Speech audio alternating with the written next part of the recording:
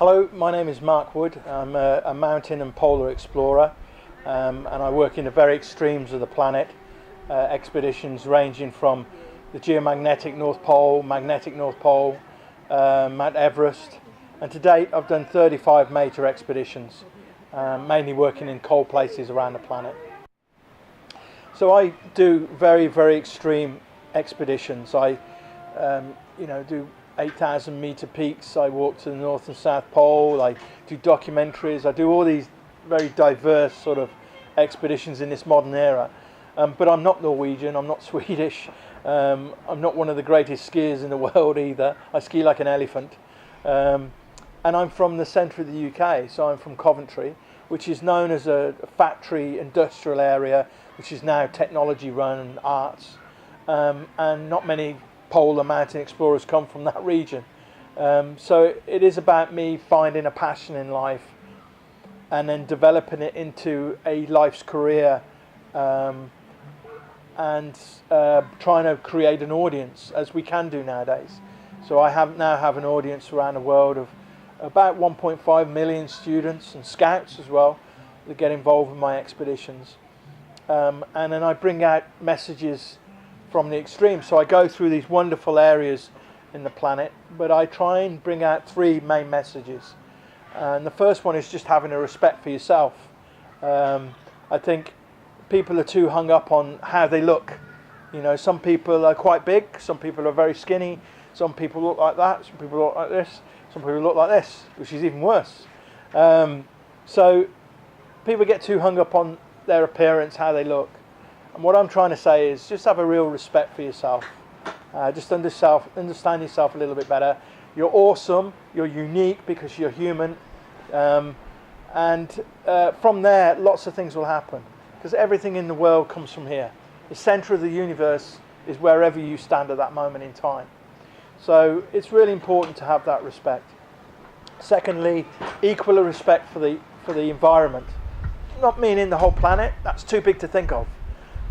More so about your local environment to begin with. So your family, how you save energy, how you look at climate change as a family, and then as a community, as a town, as a city, as a country. Never underestimate the power of an individual, and you've got that power to make change. And the third thing is just thinking differently about life. To enable yourself to have that power to make change, you need to look at life slightly different. Most people are on this track, this rail, all the way through their life, where they conform to normality. But the key to it is just derailing yourself sometimes to actually see life slightly differently.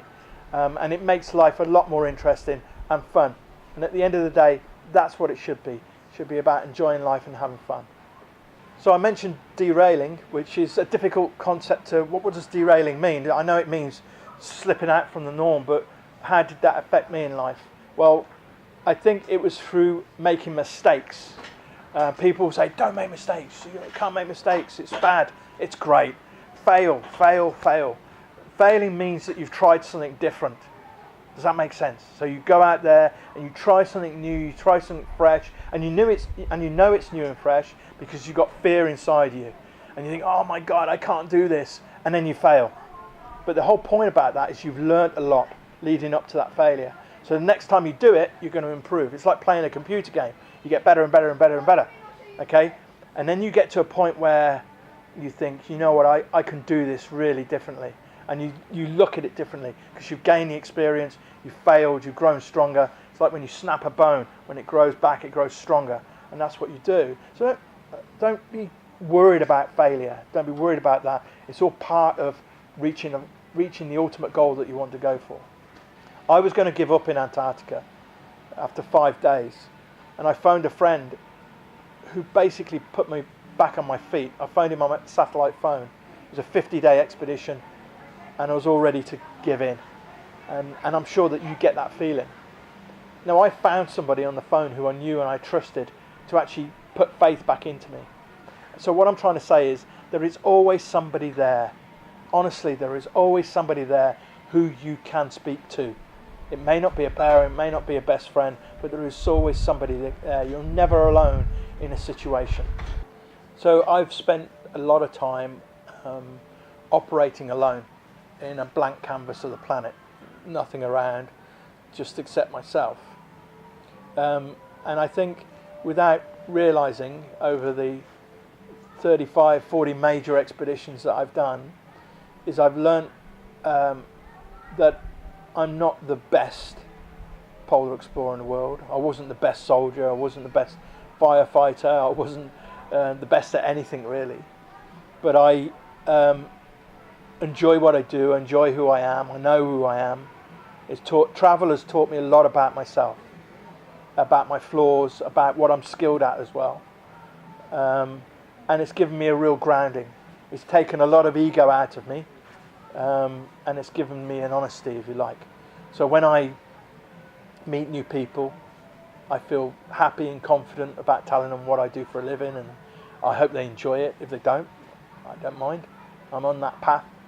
So it's about just being relaxed in my own skin, and trying to appreciate life. And I say trying because I haven't completely mastered that yet, but that's part of the journey. So when I go to schools or speak to young people, go to universities, I will say, what is your passion in life? And I can guarantee that 80% of the audience say, I haven't got a clue.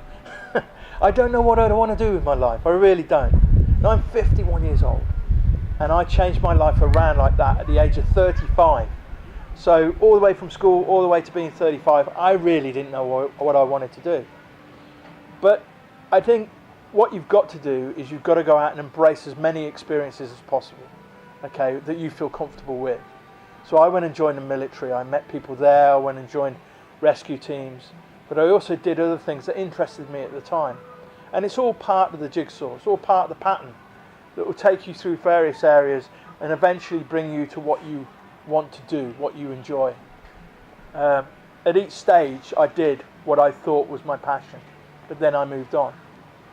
So even though I'm saying this now at the age of 51, saying my passion is exploration, maybe in 10 years time I might do the same thing and say, actually I went into making documentaries, or I went into writing books or whatever. So you never know what you want to do, but this is the key. Respect for yourself, and try and take out of life as much as you can, because it's really important.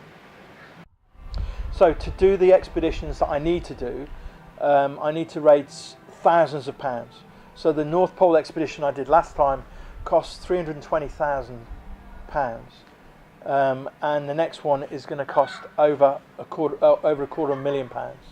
So it's a lot of funding that I need to find. And you're looking at this screen now going, we haven't got a clue who you are. You're not famous, we don't know who you are. And that's a problem that I have. If I go into an organisation and ask for money, they don't know who I am.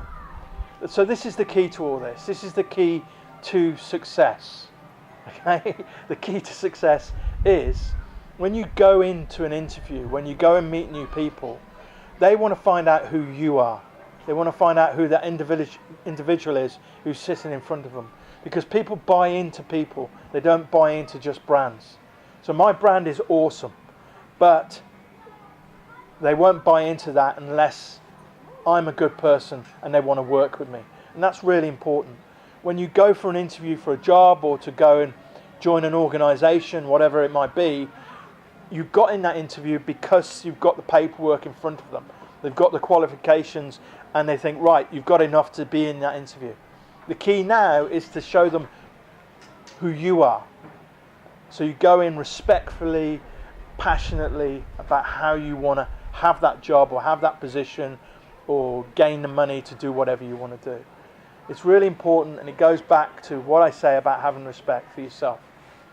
Show the true you, and people buy into the passion of who you are.